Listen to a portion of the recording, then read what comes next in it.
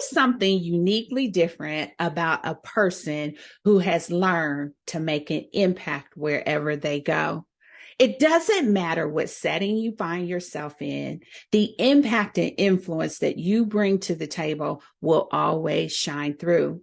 You'll be the one that they point to in the room and say, there is something about you.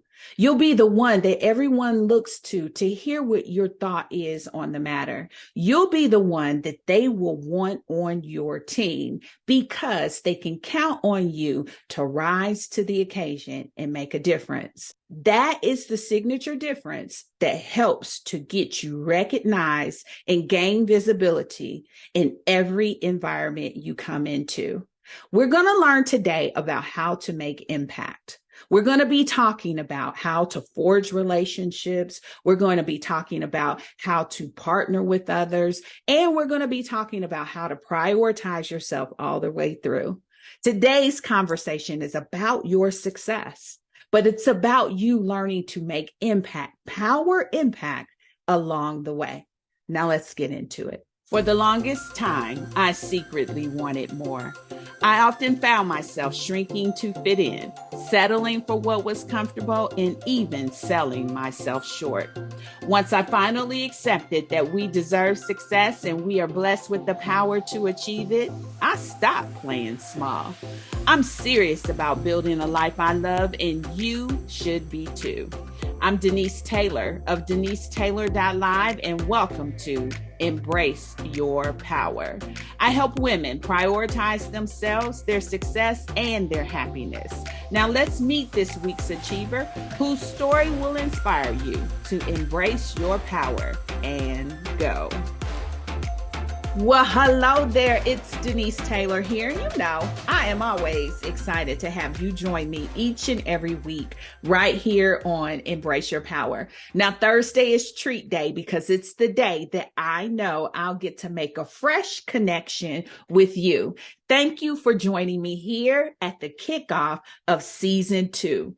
We are getting into some amazing conversations with some powerhouse women who are going to help us change the game in our career. But what you need to know is this is still the place where I am going to encourage you to build a life that you love.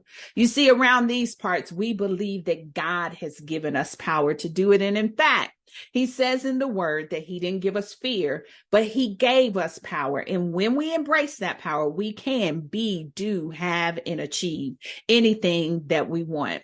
Now, I believe you'll be divinely inspired to go after the things that God wants to partner with you to accomplish in the earth realm. And when you do that, you will feel a sense of fulfillment and achievement that is nothing short of satisfying. And that's what I want for you. I want you to experience a life that lights you up from the inside out.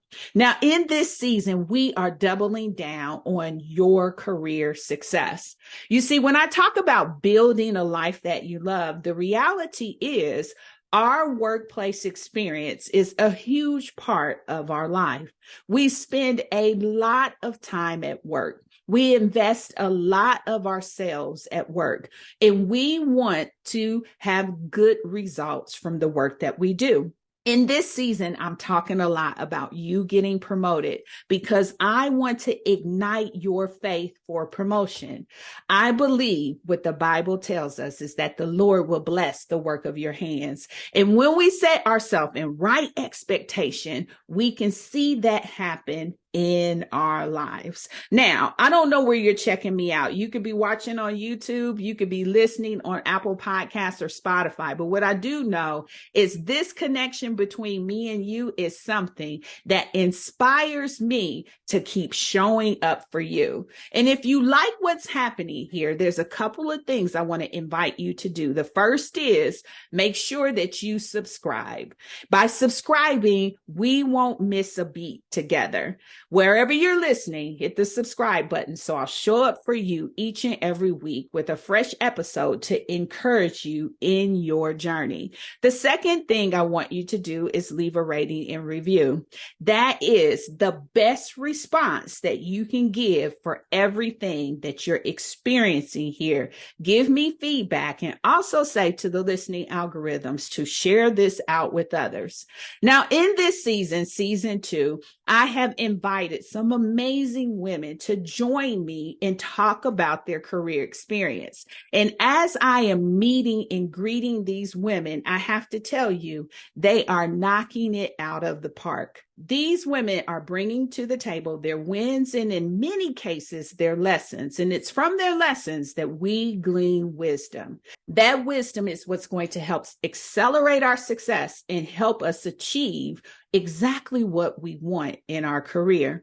Now, I will tell you, I'm excited about my guest today. Ashley is a phenomenal young woman. When I had the opportunity to meet with her, I have to tell you, I was overly impressed with everything that she brought to the table. I think you're going to be able to glean so many nuggets of wisdom that I believe you might want to get a journal and just label it Embrace Your Power, because week after week, more and more nuggets are going to be shared with you. Now, at the beginning of this episode, I was talking about making an impact, a power impact. And I believe that my conversation with Ashley really hits that notion out of the park. You see, when we talk about accelerating our career, it's not just about performing well, but it's how do you make an impact? You see, it is the impact that you're making that's going to make you even more impressive and garner the attention so that you can get to the next level of your success. Now, I believe that there are certain things that every power leader needs to know. These are the skills that you're going to hear me talk about all season long.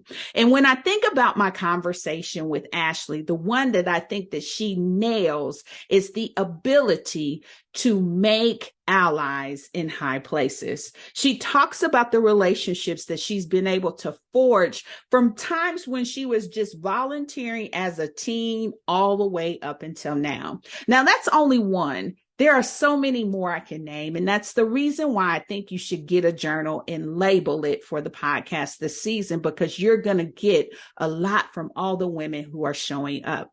Now, I'm going to share a little bit about Ashley's background with you, and I want to tell you her bio is far more extensive than what I am going to read. But what we're going to do is we're going to include the whole bio in the show notes. And I want to invite you to take a look, because I want you to be just as impressed with her as I was. But here's a little bit more about Ashley. Ashley Hines is a wife, mom, holistic home organizer, and dedicated community advocate. With nearly 2 decades of extensive cross-sector experience, she is now the Director of Diversity, Equity, and Inclusion for Advocate Healthcare and Aurora Healthcare. Now, what you need to know is those 2 entities are now a part of Advocate Health, which is the 5th largest U.S. not-for-profit health system. One of the unique things about Ashley is she combines her passion for people with her career experience to focus on youth leadership development and advancing health equity. Now, in December of 2020, Ashley launched her business, The Tailored Life. And as a part of her business, she helps busy women and families live with peace, order, and intention through well-being centered home organizing. And get this, in just a short time at it, Ashley has now been named the 2023-24 brand ambassador for the Container Store. Now, she serves in a number of organizations and she holds a number of community roles. Ashley has earned her bachelor's degree from the University of Wisconsin-Madison, and she is recognized with several distinctions. Ashley is married to Brandon Hines. He is an associate pastor at Christian Faith Fellowship Church, and they live in Milwaukee, Wisconsin with their children, Brandon II and Cora. And as I mentioned, Ashley has so many more credentials that you really need to read about because I think you'll be impressed. There are a number of things that I'm impressed with, and I'll give you a summary at the end. But right now, let's listen to my incredible conversation with Ashley.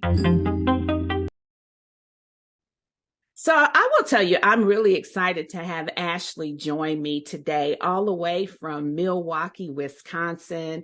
She is coming on to talk about her experience both professionally and some of the things that she's also doing personally with her own business as well. And so, Ashley, thank you for being here with me today. And if you don't mind, tell us a little bit more about you. Go ahead and introduce yourself. Thank you so much, Denise, for having me. Ashley Hines. I am born, raised, and I currently still live in Milwaukee, Wisconsin.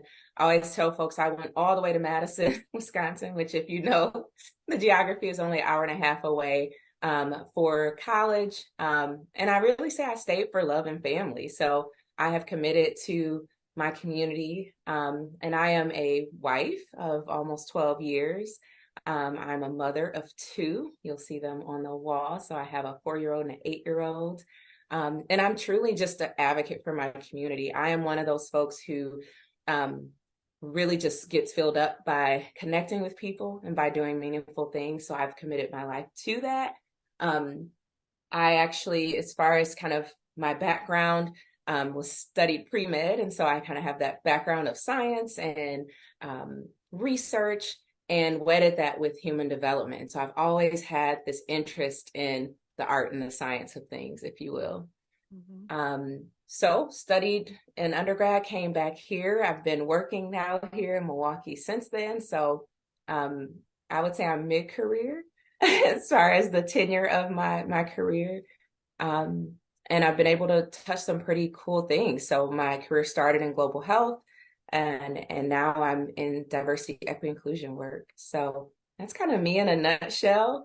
And I'll share too, prior to going to school, I was very involved in community. So I was in youth development programs and had the opportunity to volunteer a lot and give my time and energy to community efforts. And I've continued that as well. So that's me. I'll stop. We have plenty of time to talk. So that's me in a nutshell. That's incredible. You know, I want to kind of just start with some high level thoughts and then we'll drill more into your professional experience.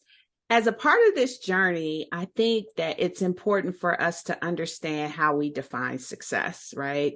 As you're navigating through, you're achieving different goals. And at each one of those markers, we always get this sense of success. So for me, success shows up in me being able to have impact and influence, me being able to make some support, kind of like you, with people on their journey. How do you define success? Yeah, absolutely. Very similarly. So I'm always looking for that next level of impact. And I feel like I'm a woman of faith, so I feel I was placed here on this earth to leave empty, right? To just pour out whatever I feel compelled and driven to do with the equipping of what I believe is God to do that. And so, yes, it's wanting to lend my voice because I believe that there's a reason I have it. I believe there's a reason I have my ideas and my thoughts. And in that, for me, the success has been trusting myself more, right? Like trusting that what I hear and those ideas, even if I don't have them fully baked, I'm supposed to move on them, right?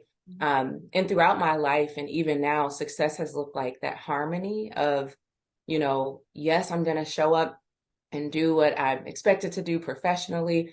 And I don't want to neglect and abandon myself or my family in the process of doing that. So it's looked like finding that harmony. Success has also looked like that congruency of making sure that I'm showing up with integrity in every space, that I can leave that room knowing that I was myself and I didn't have to compromise who I am and what I am to do that. So yes, success continues to evolve because it is certainly, I'm grateful that I'm very intrinsically motivated. So as much as I appreciate affirmation and exterior sorts of things, It's really been about where I settle at the end of the day. And I feel good about what I poured out. That's incredible. So let me ask you this question in terms of like your professional career. Was there ever this thought of a title or some other aspect of career that would be a marker of success for you? Like what you talked about to me are very genuine qualities, but I know sometimes we can start off thinking, oh, if I could just get this type of role, or if I could achieve this type of salary. Was it ever that? Does that loom into it a little bit for you as well? It does. I mean, you're getting the 35-year-old, very self-reflective version of me. So yes, absolutely. I mentioned I was pre-med, and I absolutely believe my intentions were pure and genuine to pursue that industry and that career choice.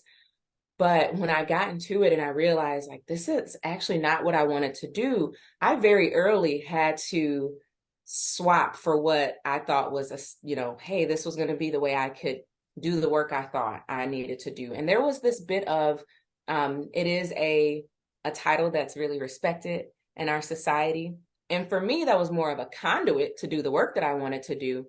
But what I'm saying is early on, I had to let that go. I had to let a title and an aspiration that I thought I would do go very early on in my career.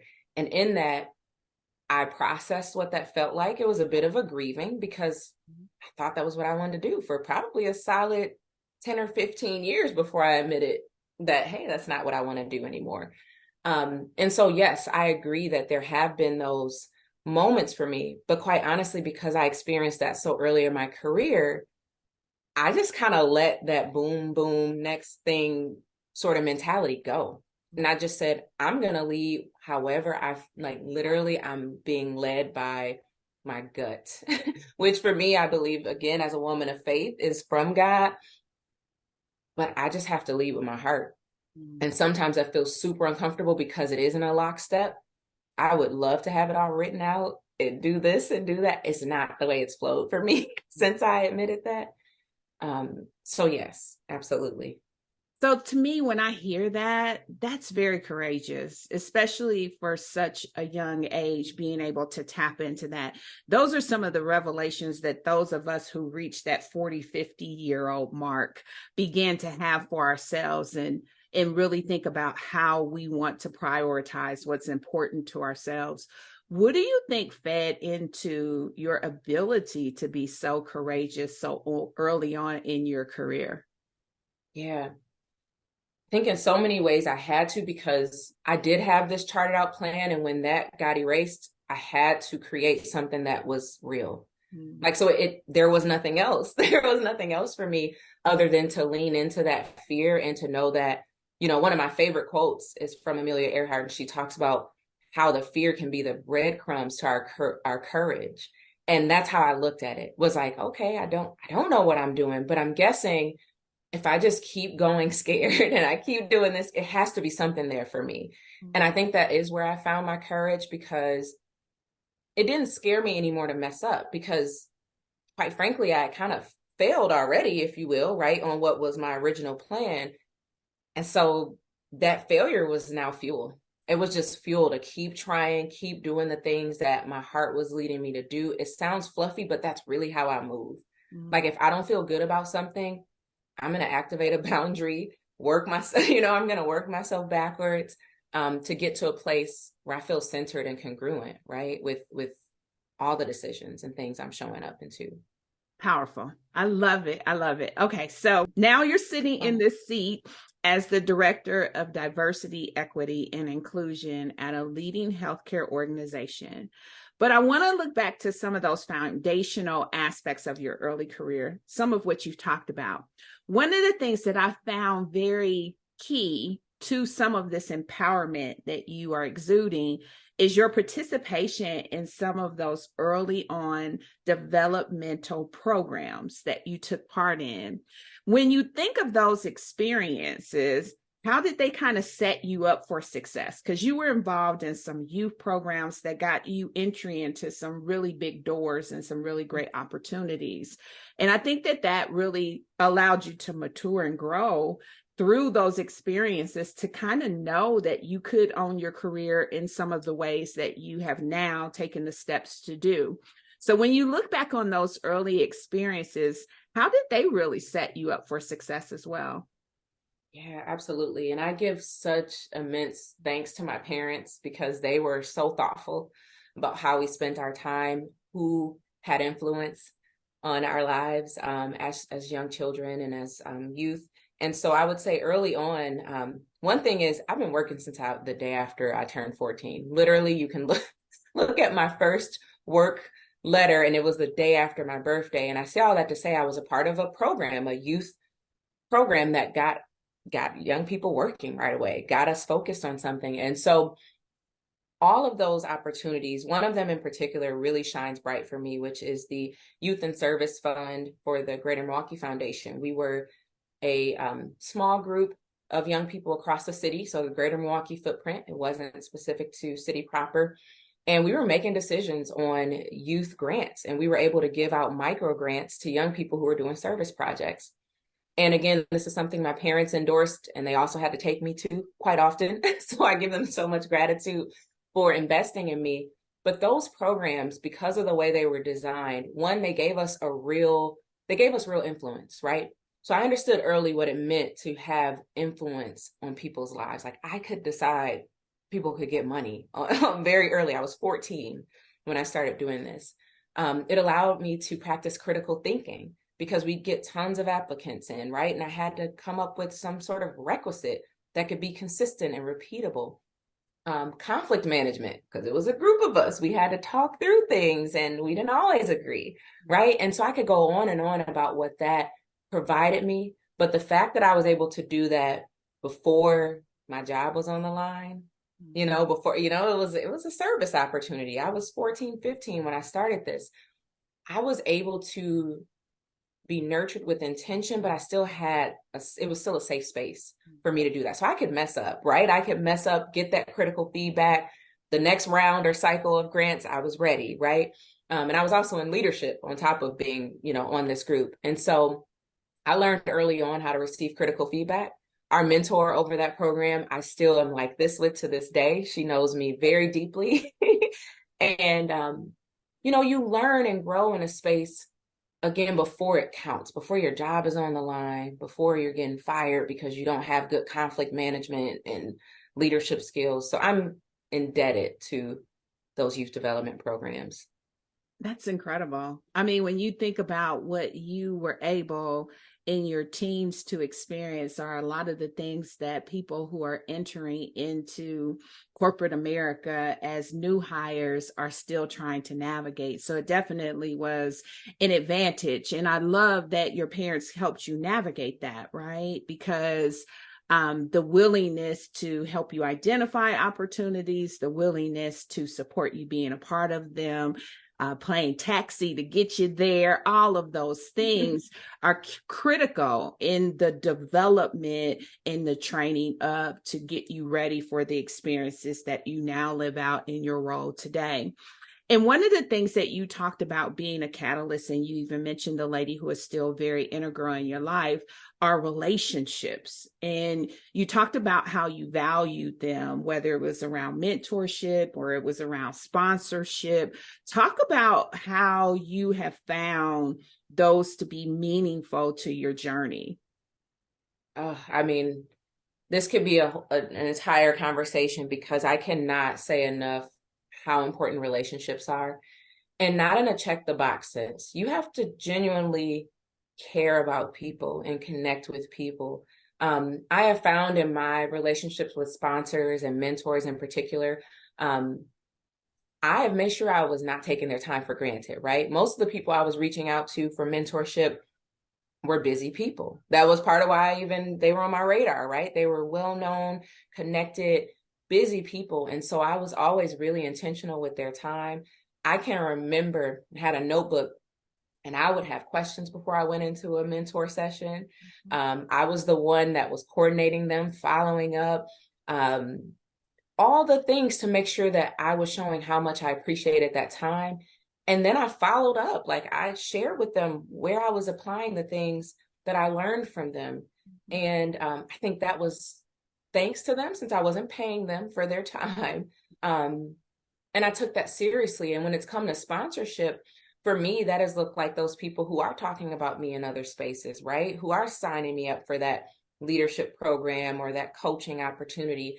And that has been so valuable because, quite honestly, with my first leadership role, my first big leadership role, I was green. I didn't have a lot of the experience. As much as I had the previous leadership development experience, there were things about the business I didn't know that would have been a potential barrier or challenge for me. So those sponsors saying, hey, let's sign her up for that fast track program or things like that were invaluable. And all, like you said, at the basis of relationship, because I reached out, because I was, proactive, and because I cared. Like, I really did care about connecting with these people. Sometimes I think what kind of gets me is when I can recognize that person values what I'm sharing with them and that they are a sponge. It's almost like, and you'll get this because you spend a lot of time in faith-based kind of settings. It's like if you tug on the gift of the preacher, he is really gonna preach for you that morning, right? And so some when amens, I right? find that when I find that someone is tugging on the gift that they want for me, it makes me want to show up and serve even more and give them even more. And so I think one of the things that probably was recognized was your hunger and your thirst, right? And your willingness to lead with that and to position yourself as a student in those cases to say, I value you and I want to get something out of the relationship and take ownership for doing so. And I think that is an excellent model for people as they're trying to forge relationships, especially in the workplace, is to approach it that way, right? And approach it to say, this person has something that I want to tap into. And so let me really go pull on that gift and really energize the connection and get from them what I desire. The other thing that stuck out to me as you were talking was the recognition that your leaders began to do with you and in identifying your potential, right? Where they could look and say, Ashley's got that it factor. She's got the potential that I want to make sure gets appropriate visibility. And so as much as you can, because it's hard to say how you manage that impression, right? Because in many cases, you're just showing up and you're being yourself and you're being authentic to who you are. But for as much as you can you talk about some of the characteristics that might have fed into that being a strong impression with them, you being a person of good potential? Yeah, absolutely. Early in my career, I remember talking to a friend who was in HR, and we were talking about how so often women and people of color, because I've worked in DEI a lot, kind of see themselves out of different roles and opportunities. Imposter syndrome may show up, or they just think they're not good enough for something. And she talked about the power of teachable fit and transferable skills. And that constantly plays for me whenever I'm thinking about an opportunity, whenever I'm coaching someone or mentoring someone, because now I'm in that seat as well, for something, is just knowing, one, I was teachable. I was always teachable. I was open to critical feedback. I didn't get offended when someone had something to say to me that would help me to grow. I was very humble, and I still am. I'm very humble with how I show up because I believe so much in team and that we all have something to contribute. And hey, you can please tell me about myself and how I'm showing up and where. So I think that was really attractive for people. But the transferable skills piece, I've now realized more than anything, because I wasn't always eligible or on paper, I wasn't always the best candidate, right, for the role, but people knew I could like transfer my skills and that I got how what I learned here could work here. And so I think that was a huge piece of that. And then the last thing I'll say is that people tapping you and all of that, it's good, but you still got to show up. You got to deliver. And for me, like I said, I'm competing only with myself, so I'm trying to get better. I'm committed to delivering in excellence, I really am. It doesn't matter who's looking at me. I want it to be right. And sorry, I have a rogue curl here. But I want it to be right. And I want to make sure that I'm mindful of different voices and different people. And I just think, looking back, that may have been what it was. Admittedly, at the time, I had no idea. Mm-hmm. I'm like, I didn't always see that. But now looking back, I can see some of those qualities that may have impacted.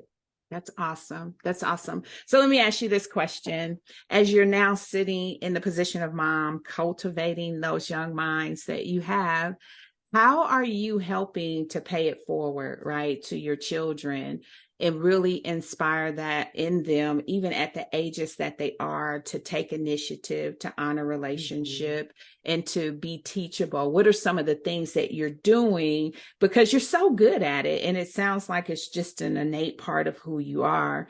How do you cultivate that in your own surrounding of family? Yeah, I am such a teacher with my kids. And it's so funny. I often kind of play the tape out and fast forward, and I'm like, my son one day is going to look back and be like, my mommy really had some real conversations with me. Because I just believe kids are so brilliant. I believe children are far more brilliant. I told you I studied human development, child development. So I am very keen on how smart our children are. Mm-hmm. And so I pause a lot. I pause a lot with my kids when things aren't going well, or when they are. I make sure that I am intentional about delivering whatever is on my heart. So how that may look, and I'll share this very candidly. Our son is really into gaming. So he has like a Nintendo game, and they can play online. He can only play online with his cousins because safety first. But he's playing with his cousins, and they can't play without us being in kind of the general area. So I often can hear, right? I can hear the conversations he's having with my nephew, or my nieces. And I will have him pause. I will, if I hear something that I feel could be detrimental, talking about relationships, right? Yes, that's your cousin. I know that's a built-in friend, but he still deserves respect. Mm-hmm. He absolutely deserves respect and kindness. And so I'll pause with him. I say, honey, press mute, pause once, bring him in. Hey, what's going on? Tell me what's going on in this exchange, right? So I do a lot of real-time calibration.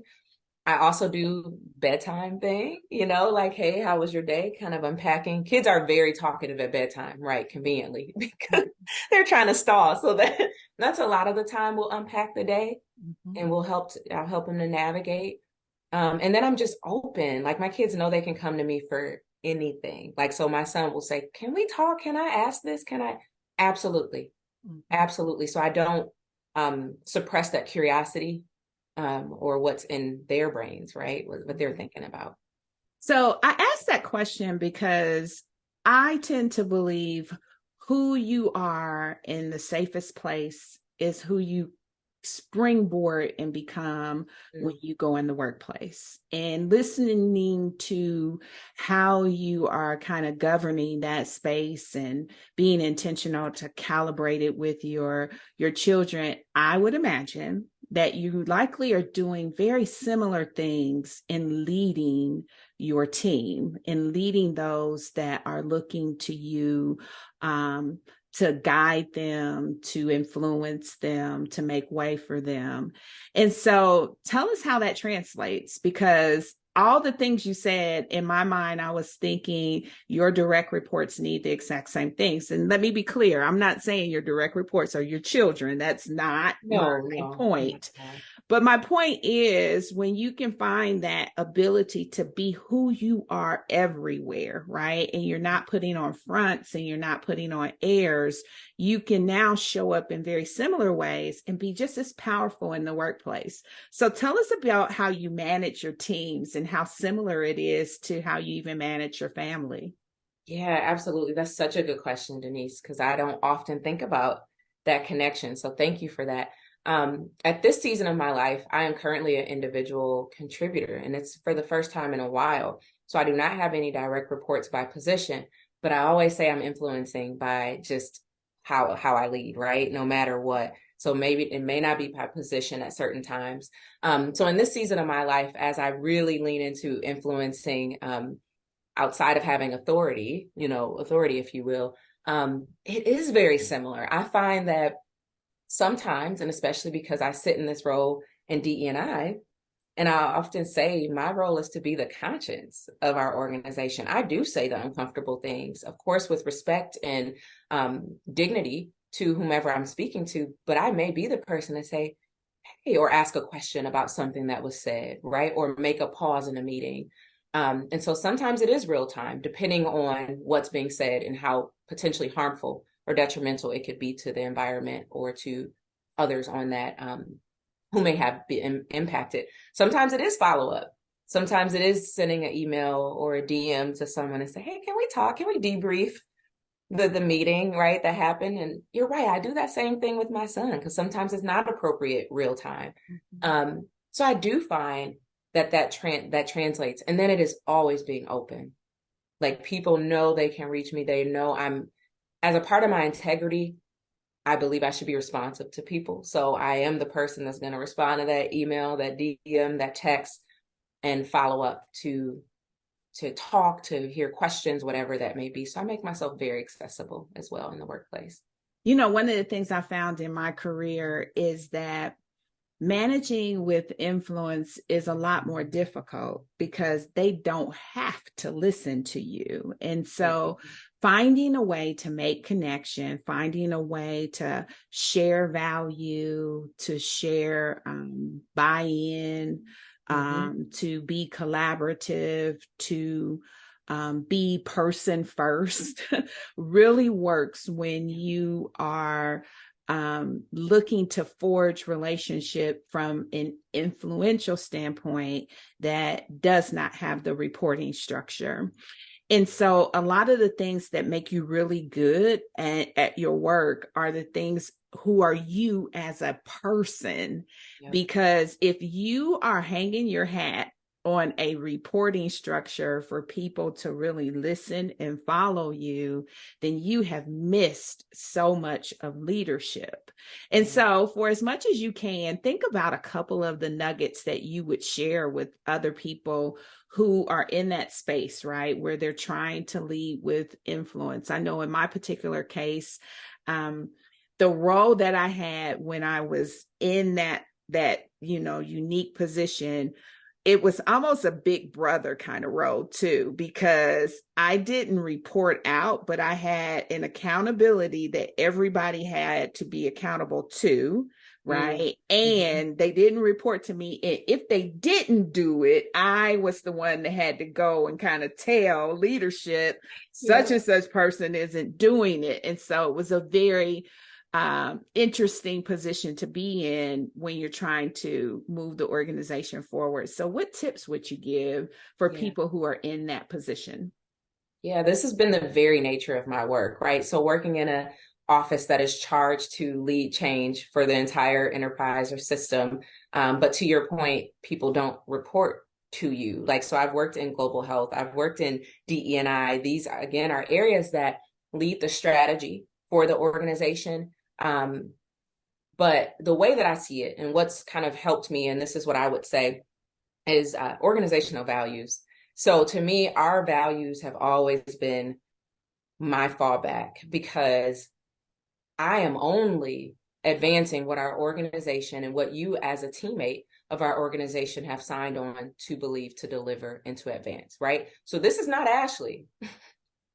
You may have my intellectual perspectives and my time and resources to make it happen, but this is what we all say we want to do, right? So for me, it's making sure I'm clear on that. And so I am really good at putting our values up, or before a meeting, recalibrating to how this aligns to our purpose and to our mission. And that has really helped me. And then also it's making that link to what people care about. So in the midst of what I do, I'm very keen on, well, what's your problem? What's the thing keeping you up at night? What are the challenges? And then I look at, well, what do I do? And how can that be a resolve? And how can that help to advance something that they in their day-to-day really care about, right? And then the third thing I would say is communication is just, I can't say enough about how important communication is. We're not going to always get it right.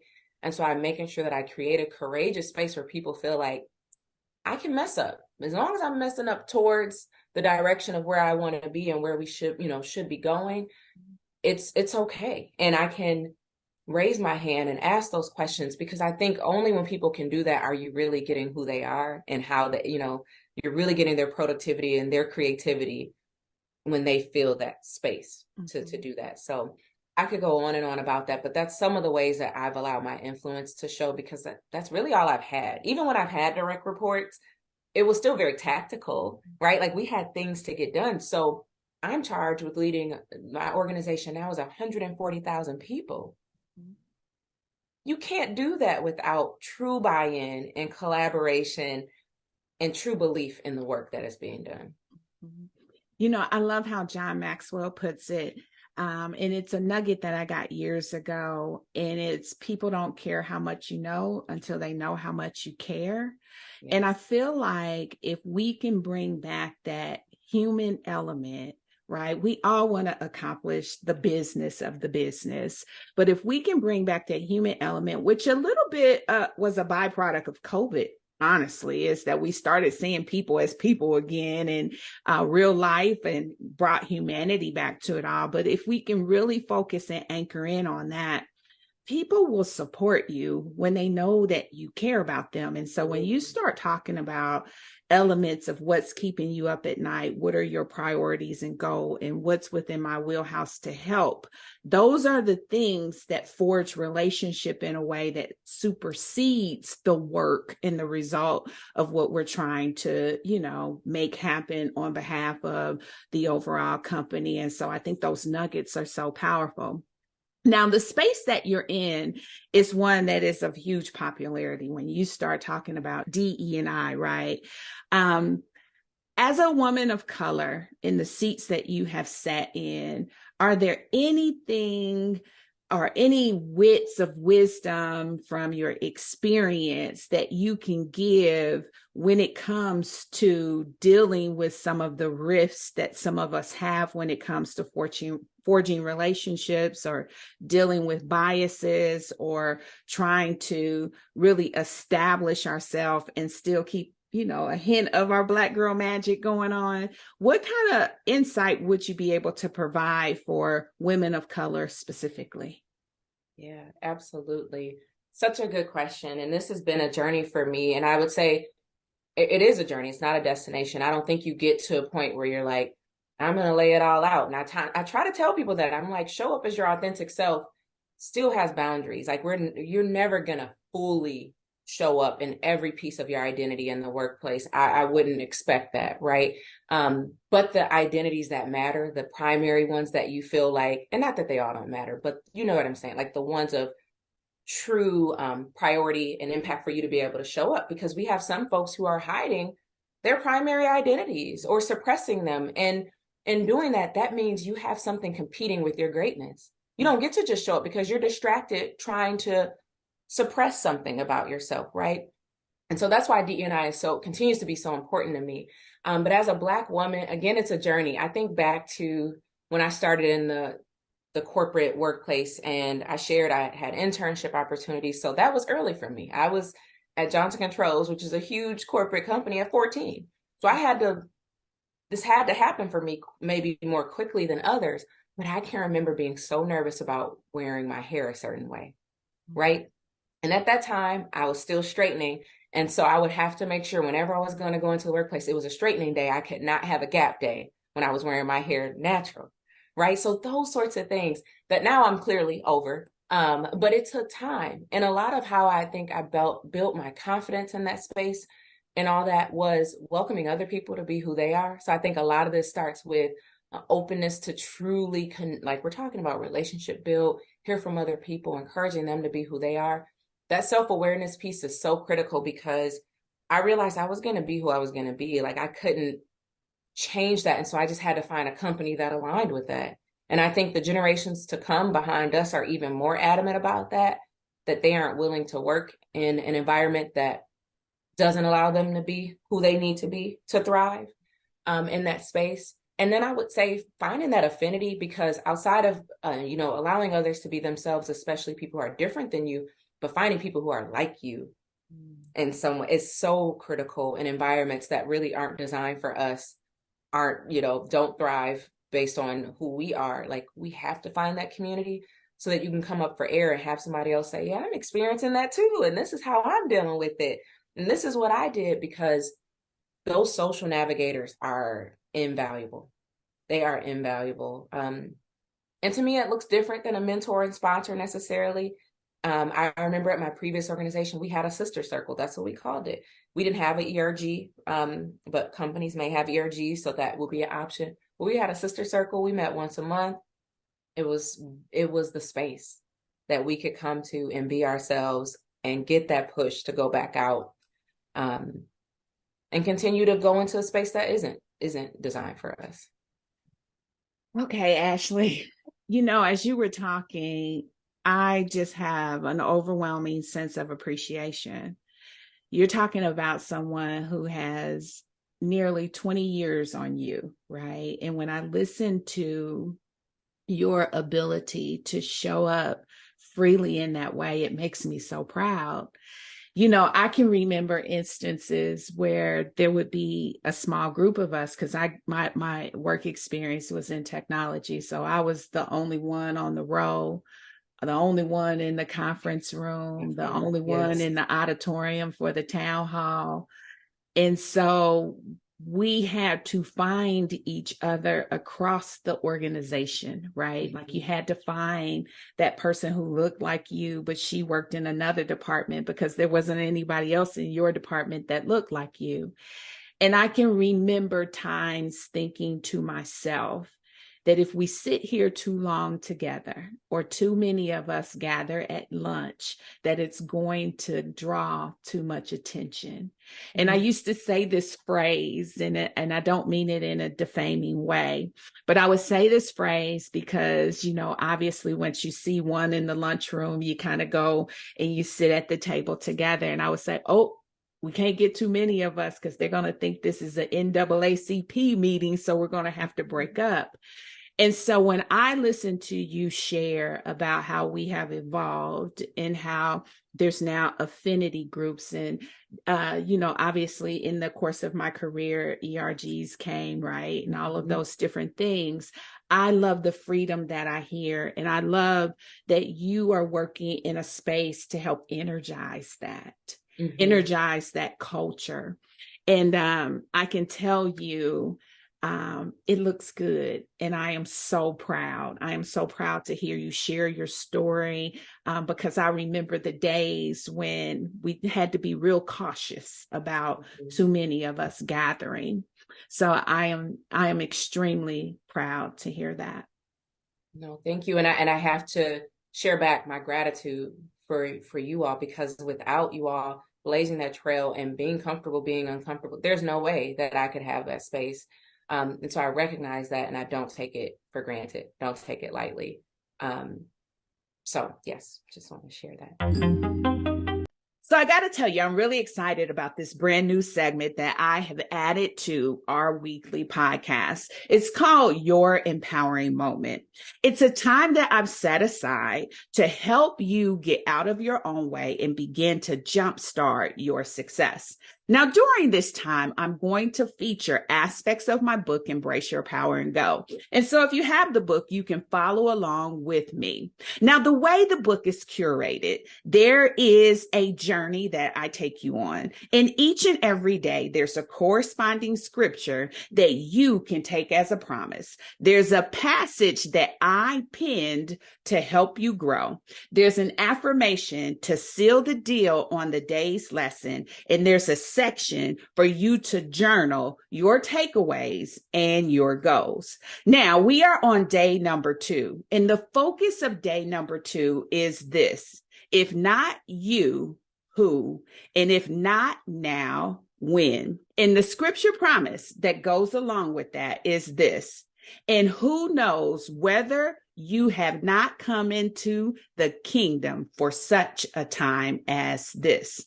That comes from Esther 4:14. Now, there's a lot that I unpacked in that passage that I penned for day 2, but I sealed it up with this affirmation: I am the answer to someone's silent prayers.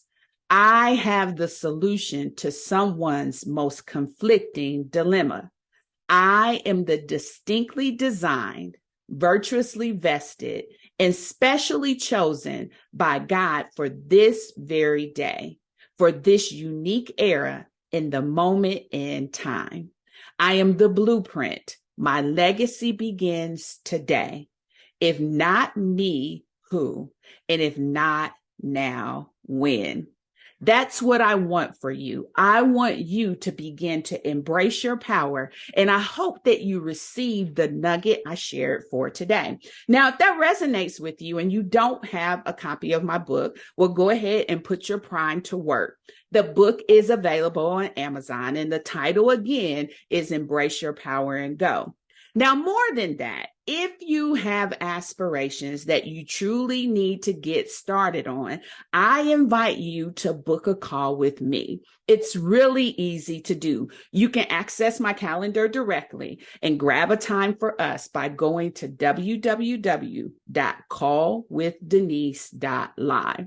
I want you to know that my sweet spot is helping women get out of their own way to build a life that you love. And more than that, I help you get the success that you want and desire. And if that's you, then I will look forward to talking with you soon.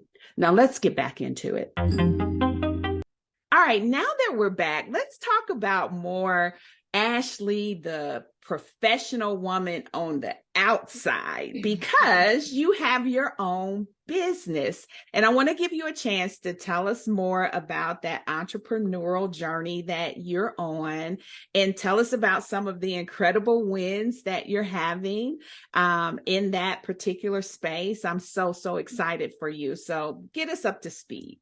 Yeah, thank you so much, Denise. And so in December 2020, if you can remember back to where you were at that point, I mean, we'd had gone through, of course, the pandemic, and that it still was going on. So that was a lot.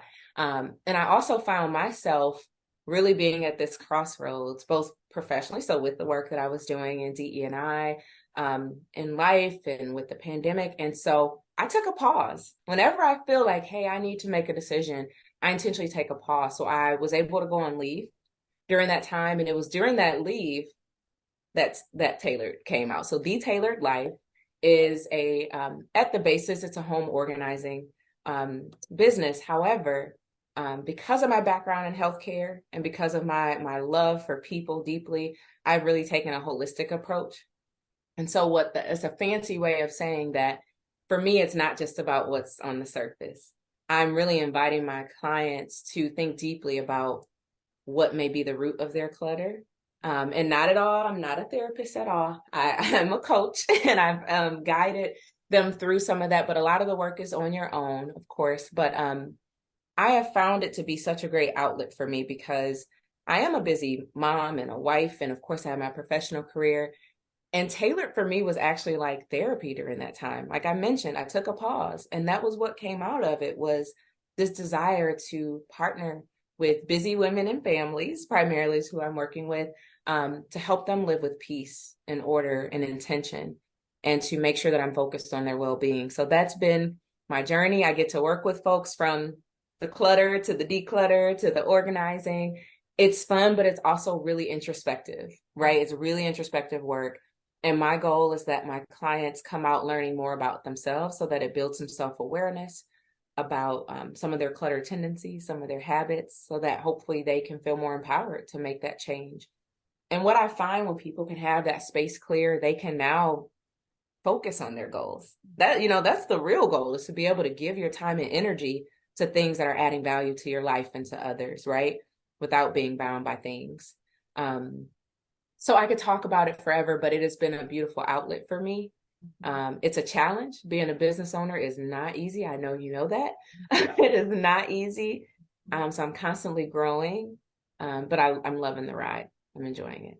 I love your approach because it's very easy to hang on the symptom in that space, right? And to go in and say, okay, we just decluttered, we made it beautiful. But it makes me think of this one particular saying that one of my bosses used to tell me. She would say, when the cow falls in the ditch, our first emphasis is to get the cow out the ditch. And then you begin working to say, how do I prevent the cow from falling into the ditch again? And so if you don't do the deep work, to really begin to understand why the clutter has manifested, that cow is going to fall in the ditch again. And I would imagine that you have seen a lot of people get free. I would imagine you have seen a lot of people have their smile restored through that process and deal with some really hard things. And being able to kind of midwife that through has to be fulfilling. And I commend you for that, because you are helping people right where it makes a difference. And that's with what's going on with them personally. And I think that's really cool. Oh, thank you. Thank you so much. I don't take it for granted. It's such an intimate role, so I don't take it for granted. That's awesome. All right. And then you had another huge announcement and big achievement to be named one of the 23-24 brand ambassadors for the Container Store. Tell us about that. Yeah, absolutely. So this is one of the things when I talked about earlier, how people will often count themselves out. So this is a international opportunity. They pick 25 people out of thousands. And this is open. This is beyond organizers. So it's open to any influencer who just likes organizing, right? So a big pool. And it's funny because I actually applied to this 2 years ago when I first started my business and I didn't get it. So you kind of play off like, oh, I didn't get it. I'm not the right fit. Like, you can talk, you can talk really bad to yourself. So I didn't apply last year, but this year, it's funny. I said, well, hey, I could just apply, right? And it was the day before the deadline, Denise. I literally applied the night before because I just said, what's it going to hurt, right? What is it going to hurt? And so when I talk about leaning into fear, I live by it. And so I just found out just a few weeks ago that I was selected. And what this means is an opportunity for me to truly grow my platform and my brand, because now I'll be associated with a very reputable, established brand in this space. It also means for me, sharing it with new people, new faces. I know I have a following that may not be your typical customer for the Container Store. So be able to show and articulate and bridge that for the brand and my company and my clients. But it's exciting. It's challenging. So essentially every month I'll be charged to develop content for the Container Store, but it will be amplified. So they're going to continue to invest in my business and launch my content that I create for them. So I'm nervous. I am, but I told you I lean into that fear. So I have time to figure it out. But I'm grateful. I am, because as a growing business, I try not to say small. You can feel defeated by certain things. You have seasons, there's ebbs and flows. Business is going really well, then it's not, it's just those extremes.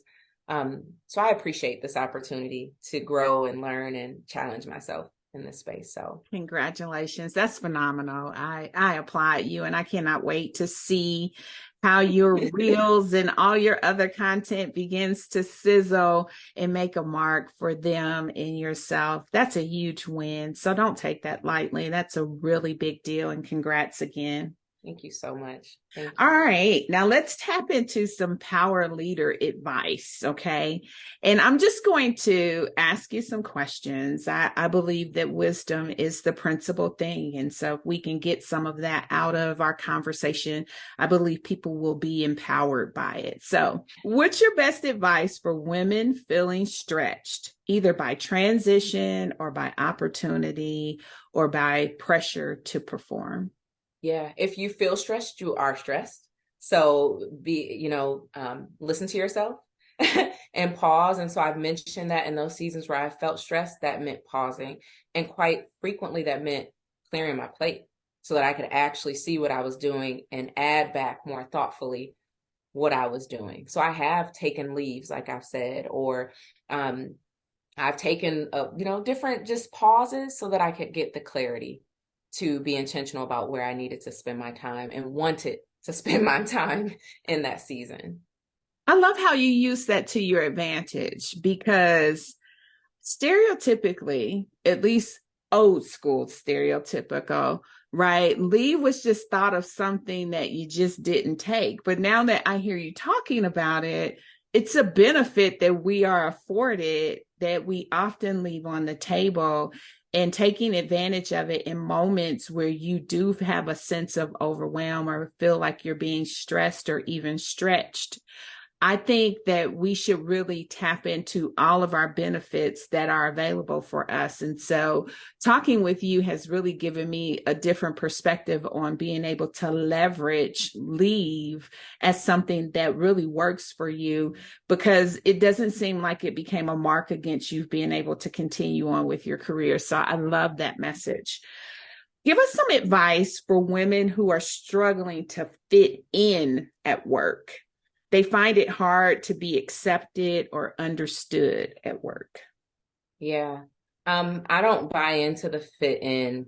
I don't. I feel like we are meant to enrich and add to our environments. And so I'm never looking for fit. It's so funny because I coach people who hire all the time, right? And that's such a common terminology or verbiage. Like, we're looking for people who fit our culture. No, we're actually looking for people who just add and enrich our culture. And that looks different.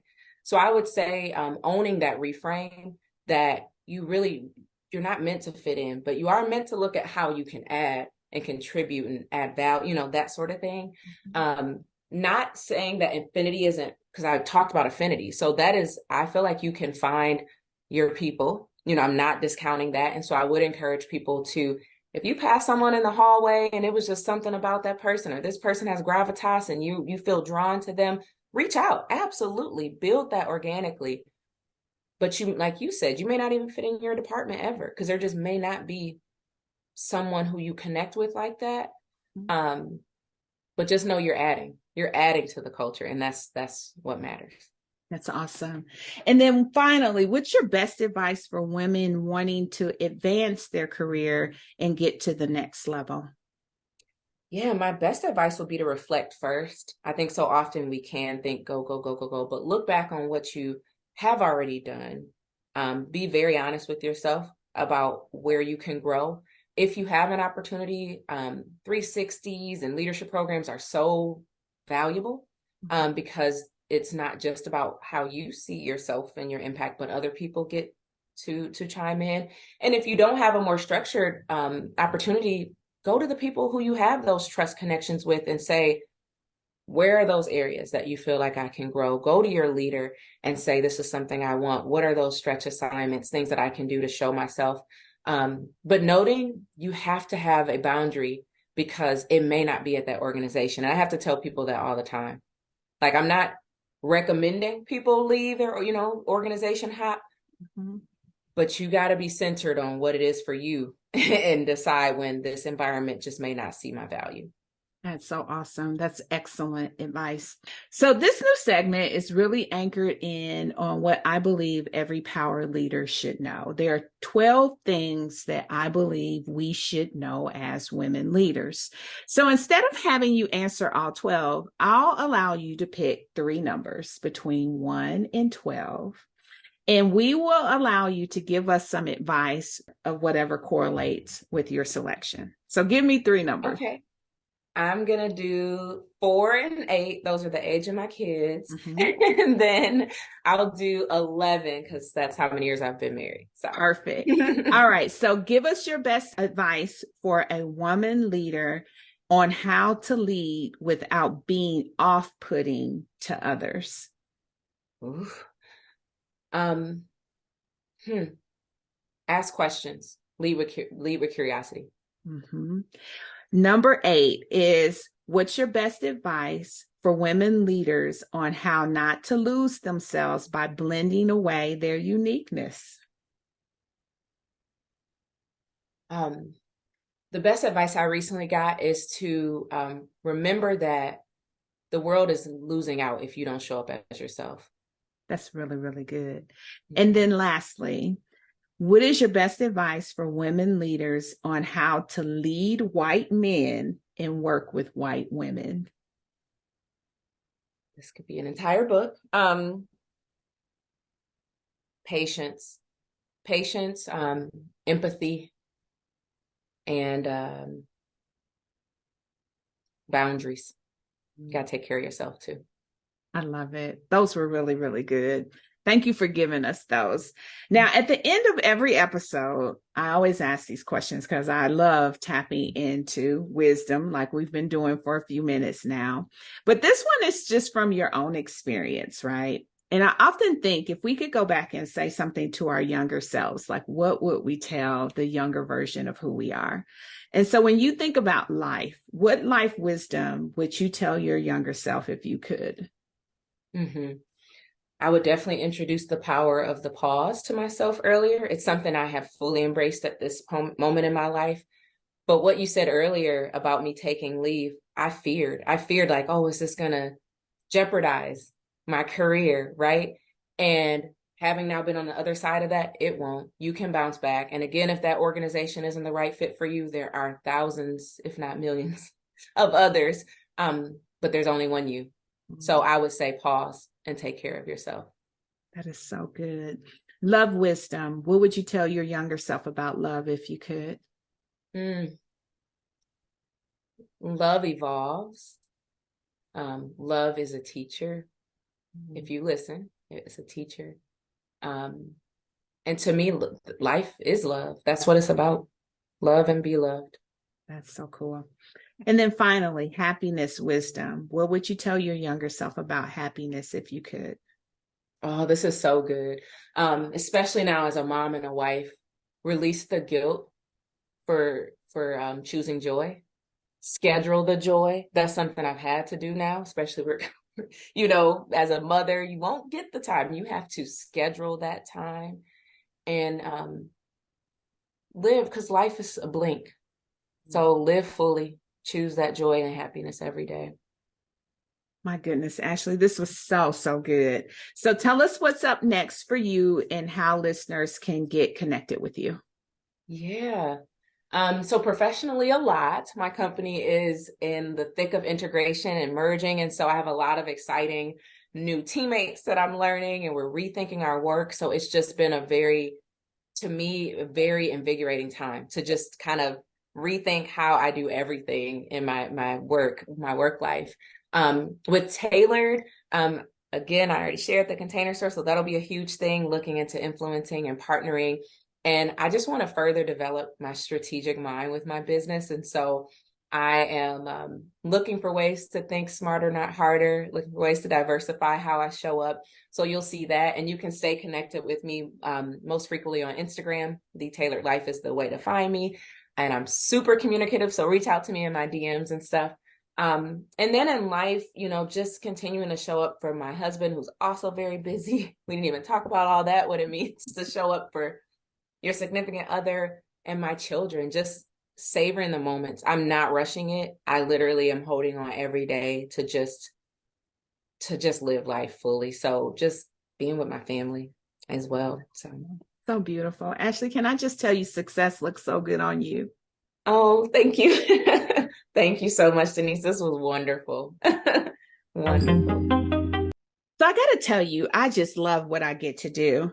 I get the opportunity to tap into the wisdom and experience from people who have achieved some amazing things. And when I think back to my conversation with Ashley, I have to tell you that I am really impressed with the nuggets that she shared. I love the example that she gave when she talked about taking time for herself and really prioritizing her own needs above others and coming back to it when she was ready. I marvel at that because many of us could really benefit from taking a pause. The other thing that stuck out to me in my conversation with Ashley is how she talked about leaning into fear. You see, one of the things that many of us have a tendency to do is to allow fear to hold us back, to stop us, to prevent us from really going for the things that we want and deserve.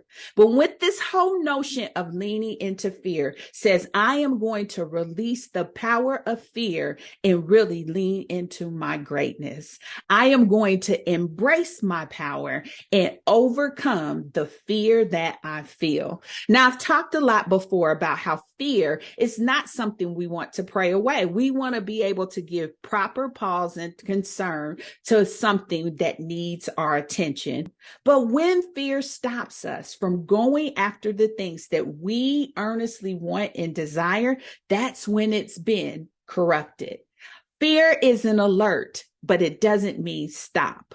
It's a caution so that you take notice, but it doesn't mean that you should fail to proceed.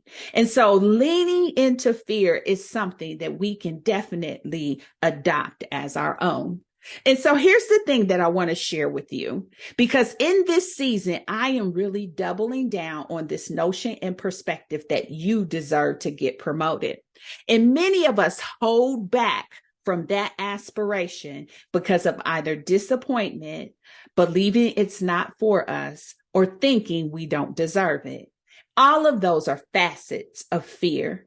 When disappointment rises up, it's because we're afraid of a potential outcome that may be similar to something that has happened before. When we start having all of these limiting beliefs around what it is we can do and achieve, usually that is rooted in fear.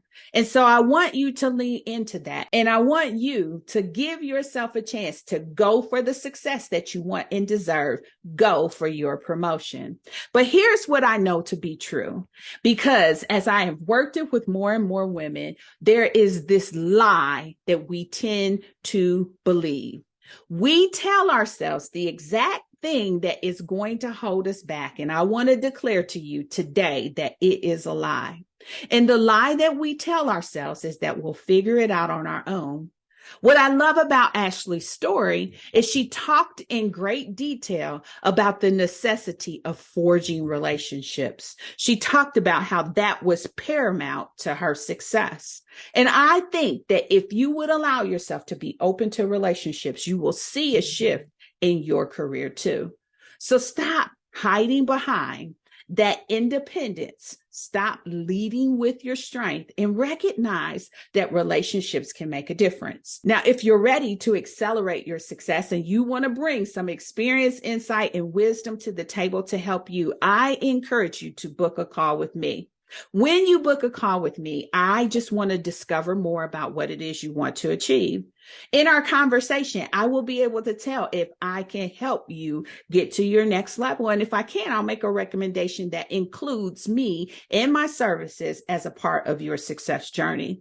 It's real easy to get on my calendar. In fact, I give you access to book a time that works for you.